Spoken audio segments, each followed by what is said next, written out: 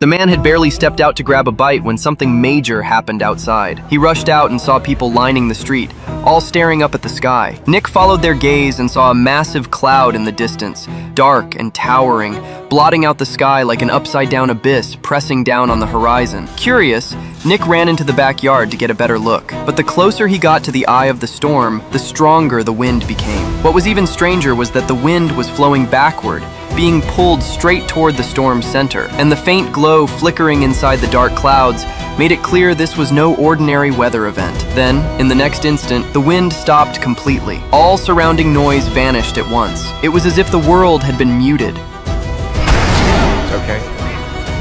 The moment the words left his mouth, the lightning grew more violent. At first, he brushed it off, calmly reassuring his daughter that it was nothing serious. But when a bolt of lightning struck right in front of them, reality hit him hard. Nick immediately grabbed his daughter and ran back inside the house. At that point, neither of them realized how serious the situation truly was. It's okay.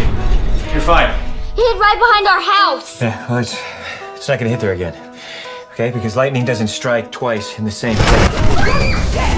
They hurried under the table as lightning outside began striking over and over again, hitting the exact same place repeatedly. After a long while, the lightning finally subsided. When Nick went downstairs, he discovered that every appliance and electronic device in the house was completely dead. Outside, the streets were already in chaos. Cars were abandoned along the road, panic spreading through the crowd. Nick spotted his son Robbie making his way home. From him, Nick learned that near the church on Lincoln Avenue, lightning had struck the same spot 26 times, blasting a massive crater into the ground. Nick told Robbie to go home and look after his sister, then headed toward Lincoln Avenue to see what was going on. By the time he arrived, the area was packed with people. Nick pushed through the crowd and saw the crater still steaming intensely. Scattered stones around it had been crystallized by the extreme heat. Suddenly, someone noticed the ground was shaking. Before anyone could react, the earth began cracking outward from the crater at an alarming speed.